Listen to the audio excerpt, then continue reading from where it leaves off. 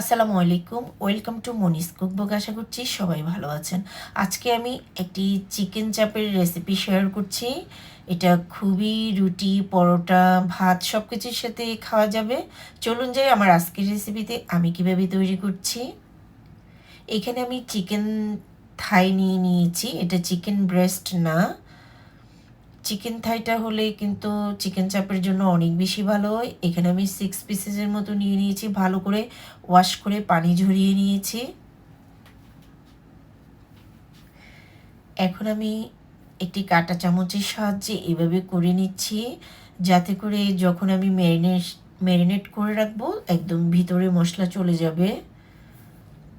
আপনারা অবশ্যই এরকম করে করে নেবেন, তাহলে এটা খেতেও অনেক বেশি টেস্টি হয়।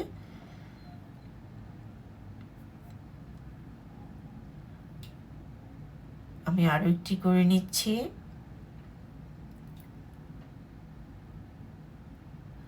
প্রথমে ওয়াশ করে একদম টিস্যু দিয়ে পানি ঝরিয়ে নিতে হবে।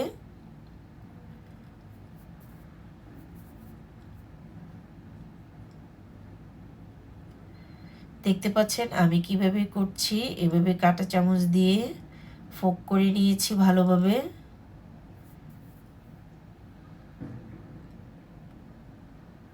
সবগুলো করে নিয়েছি আমি এভাবে করে। এখন আমি ম্যারিনেট করে নিব সবগুলি। সেই জন্য আমি একটি মিক্সিং বোল নিয়েছি। প্রথমে আমি দিয়ে দিচ্ছি 1 চা চামচের মতো রসুন পেস্ট। এখন দিয়ে দিচ্ছি আমি আদার পেস্ট 1 চা চামচ। এখন আমি মশলাগুলি অ্যাড করে দিচ্ছি। আর এখানে মশলাগুলি 1 চামচ করেই আছে। গরম মশলা, ধনিয়া, মরিচ, জিরা, হলুদ আর স্বাদ মতো লবণ 1 চামচ করেই আমি সব মশলাগুলি দিয়েছি। আপনারা চাইলে মশলার পরিমাণ আরও বাড়িয়ে কমিয়ে দিতে পারেন।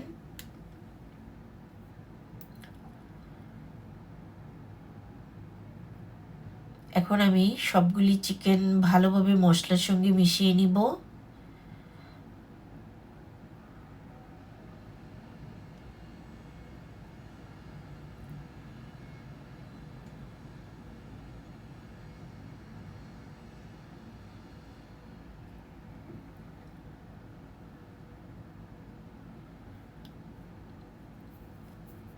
এভাবে হাত দিয়ে ভালোভাবে মিক্স করে নিচ্ছি, যাতে সম্পূর্ণ মশলা ভিতরে চলে যায়।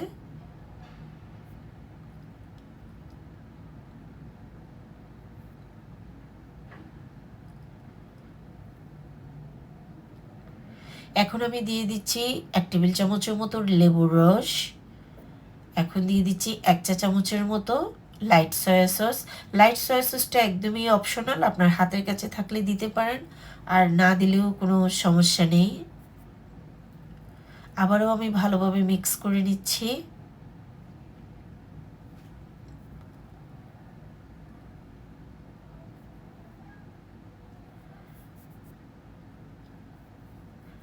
কিছুটা 1 টেবিল চামচের মতো আমি সরিষার তেল দিয়েছি।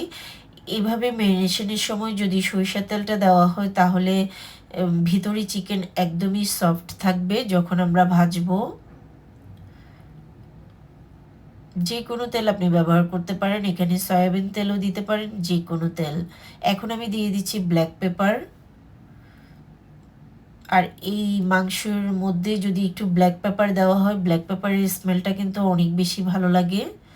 আপনারা দিতে চেষ্টা করবেন। আমি আবারও ভালোভাবে মিক্স করে নিয়েছি। এখন আমি কভার করে দিয়ে একদম 30 মিনিটসের মতো রেস্টে রেখে দিব। দেখতে পাচ্ছেন আমি 30 মিনিটস পর ফিরে এসেছি। এখন আমি অ্যাড করে দিচ্ছি 4 টেবিল চামচের মতো বেসন।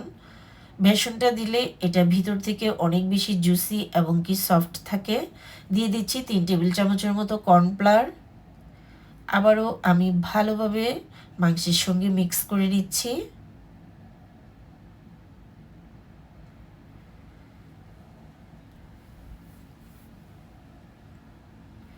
বেসন এবং কর্নফ্লাওয়ার এটা ভাজার কোটিংয়ের জন্য অনেক ভালো হয়। আপনারা অবশ্যই বেসনটা দিতে চেষ্টা করবেন।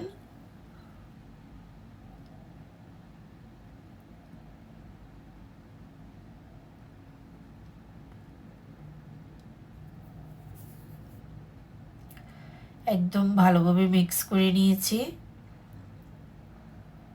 এখন আমি ভাজতে চলে যাব।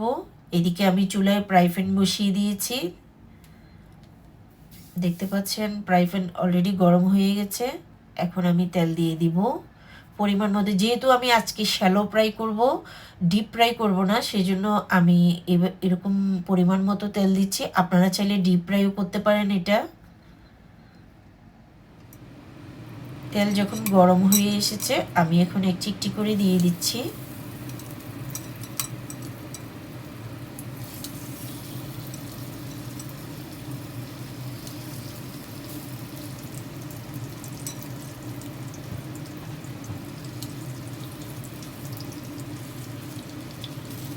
একদম চুলার হিটকে মিডিয়াম করে রাখতে হবে, একদম বাড়িয়ে দেওয়া যাবে না, তাহলে উপর থেকে পুড়ে যেতে পারে, আবার ভিতরে কাঁচা থাকতে পারে। মিডিয়াম জাল করে পুরোটা করে নিতে হবে, যাতে ভিতর থেকে ভালোভাবে সিদ্ধ হয়ে যায়। প্রথমে এক পিঠ আমি 4 মিনিটের মতো করে নিচ্ছি।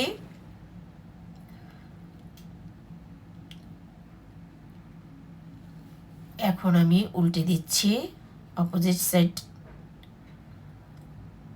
3-4 মিনিট ভাজার পরে এভাবে উল্টে দিতে হবে। এটা বাচ্চারা কিন্তু খুবই পছন্দ করে, নান রুটির সাথেও। এখন আমি একটু কভার করে দিব।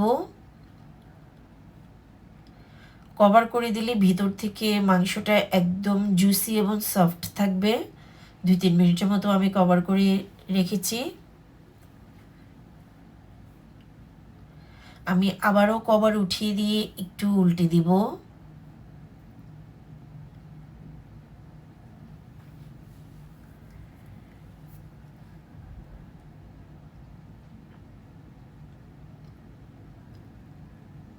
যাতে 2 সাইড যেন ভালোভাবে হয়ে যায়।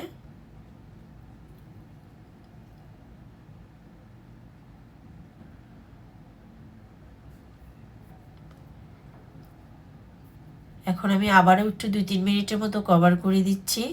দেখতে পাচ্ছেন আমার কাছে মনে হয়েছে আমার চিকেনটা তৈরি হয়ে গেছে। এখন আমি উঠিয়ে নিচ্ছি। আপনারা বাসায় এইভাবেই তৈরি করে নিতে পারেন। যদি আমার আজকের রেসিপিটি ভালো লেগে থাকে, অবশ্যই একটি লাইক দিয়ে দিবেন। তো আজ এই পর্যন্ত। সবাই ভালো থাকবেন, সুস্থ থাকবেন। দেখা হবে অন্য কোনো নেক্সট ভিডিওতে। আল্লাহ হাফেজ। আসসালামু আলাইকুম।